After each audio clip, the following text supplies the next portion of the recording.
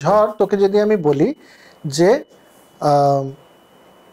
নতুন একটা সিনেমা এসছে খুব ভালো, চল দেখতে যাবি, তোর মধ্যে একটা ডোপামিন, নতুন একটা সিনেমা বা তো এমন তোর মানে খুব চেনা বা খুব পছন্দের একজন অভিনেতার বা পছন্দের একজন পরিচালকের ছবি তো দেখতে যাবই।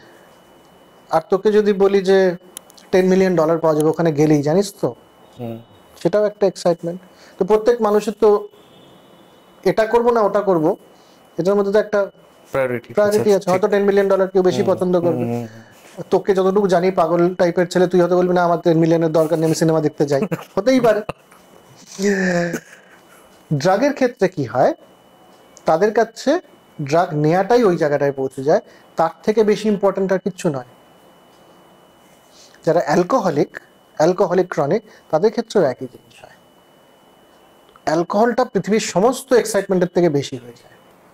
আচ্ছা, মানে ব্রেন একটা প্রায়োরিটি করে আর কি, 1 2 3 4 এর মধ্যে আমার মনে হচ্ছে একটা এখন আমার দরকার। মানে এই যে ডোপামিন বললাম পেছন থেকে এসে একটা জায়গায় ডোপামিন ডিজায়ার পাথওয়ে, আমাদের ধর ব্রেনের সেলগুলো এমনি রকম রয়েছে, ধরা যাক একটা এটা হচ্ছে ডোপামিন সিক্রেটিং সেল, এখানে কতগুলো রিসেপ্টর থাকে যেটা ডোপামিনটাকে বুঝতে পারে যে আচ্ছা ডোপামিন এসে গেছে, এবার আমাকে এক্সাইটেড হতে হবে।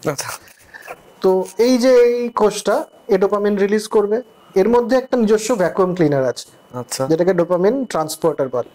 এখান থেকে রিলিজ করলো, এই মাঝখানের জায়গাটাতে এলো, এই রিসেপ্টর গুলো বুঝলো ডোপামিন এসে গেছে, ও এক্সাইটেড হয়ে যাচ্ছে, তারপরে আবার এ টেনে নেয়, আবার সেলের মধ্যে ঢুকিয়ে নেয় ডোপামিনকে। আচ্ছা, কিন্তু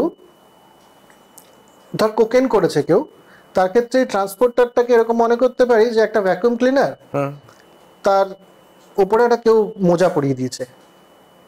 আচ্ছা, তো ডোপামিন গুলো রিলিজ হয়েছে, তারপর তো ঢুকে যাওয়ার কথা, এ টানছে কিন্তু ঢুকতে পারছে না আর ভেতরে, কাজে এই জায়গাটাতেই রয়েছে ও ডোপামিন গুলো সব এই মাঝখানের জায়গাটাতে। আচ্ছা, এক্সাইট হয়েই চলছি। তো এবার রিসেপ্টর গুলোর মনে হচ্ছে ডোপামিন তো রিলিজ হয়েই চলেছে, আমি এক্সাইটেড হয়েই যাই, ও সবসময় এক্সাইটেড।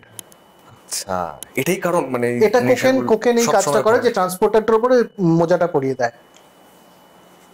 তো পুরো ডোপামিন ডিজায়ার পাথওয়েটাকে ভেঙে দেয় এটা, যে ডিজায়ার থেকে একটা সময় আমাকে এই চ্যানেলে যেতে হবে বা এটা ঢুকে যাবে ভেতরে, এবার আমার কাজ হচ্ছে কন্ট্রোল করা, এই ব্যাপারটা আর বুঝতে পারে না। পুরো ডিজায়ার পাথওয়েটাতে এভাবে আমাদের নেশা হয় আর কি। তো তাদের ক্ষেত্রে কি হয় যে আরো আরো আরো, ওইটাই হচ্ছে তাদের উদ্দেশ্য, এটাই শুধু তাদের চাই। আর ডোপামিন মানেই তো হচ্ছে নতুন কিছু। আরেকটা মজা হয় সেটা হচ্ছে যখন প্রচন্ড অ্যালকোহলিক হয়ে গেছে কেউ, তুই দেখবি আমরা একটা কথা খুব বলি প্রায় যে ওটা না খেলে নেশা বেশি হয়।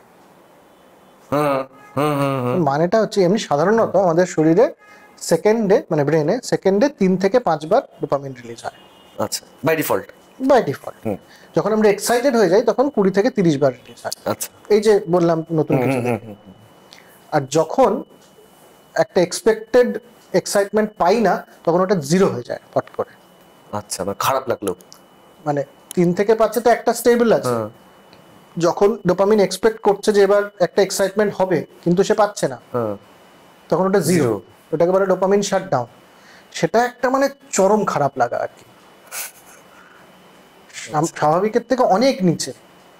তখন সে সেটা পাওয়ার জন্য আবার অ্যালকোহল খায়, সাধারণ মানে স্বাভাবিক অবস্থাটাতে আসার জন্য শুধু, আবার সে আরো বেশি ড্রাগ নেয়।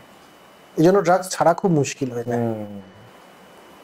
কারণ ড্রাগটাকে খাবো না তাতে তার শরীরে এবং মনের মধ্যে এমন একটা ধরনের ফ্রাস্ট্রেশন তৈরি হবে যে সে সেটাকে আর ওভারকাম করতে পারে না। আচ্ছা, অ্যালকোহলের ক্ষেত্রেও তাই। অ্যালকোহলের ক্ষেত্রে কি হয়, অ্যালকোহলের কত তাড়াতাড়ি কত বেশি অ্যালকোহল ব্রেনে পৌঁছচ্ছে তার উপরে ডিপেন্ড করে আমি কত তাড়াতাড়ি কতটা ডোপামিন রিলিজ হবে, পরিমাণের উপরে নয়। কিন্তু পরিমাণ বাড়তে থাকলে পরে মানুষের নেশা যেটাকে বলে সেটা হয়ে যায়, কিন্তু ভালো লাগাটা তৈরি হয় হচ্ছে কত তাড়াতাড়ি ওটা ডোপামিন ব্রেনে গেছে।